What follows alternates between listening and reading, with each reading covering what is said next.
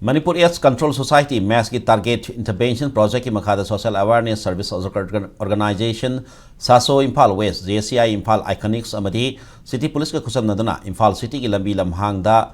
लैरिबा injecting drug user IDUs singi oina SIB amadi SYPHILIS screening program amanga City Police Station pangthokre City Police की team amana Imphal manung amadi akoiwi tongan tongan firm sindi masak khangdoklaba IDUs sing SASO Imphal West की member sing na test taubuga loinana drug sizinaba matamda syringe pundaba yumban mari thama matamda condom sizinaba loinana heroin number 4 sizinaba ki mahutta DIC lamphela laktana opioid substitution therapy OST taubugi kanaba loinana drug user amana overdose lakpa matamda kari checken thorang taubi yai habi mata na khanghan ke ngaski screening program aduga mari leinana SASO Imphal West ki project manager CS Monica na IDU sing asigi status khangdok na bahona bada SASO na thengnari bawa basi yenaga Imphal City Police Station gi batung mateng lobani mama pa oiba sing nasu masa masu singbu drugs jinaba yaurabadi puthokpiro lying toxi haina phongdoki amromda JCI Imphal Iconics ki president JSC Deepika Jain na haikibada ngasi Imphal City Police amadi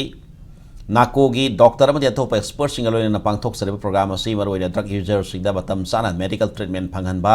drugs jinabagi amangba drug user singda HIV AIDS amadi atop sexual transmitted disease ki matangda khanghanna bahona bani haina thamlakli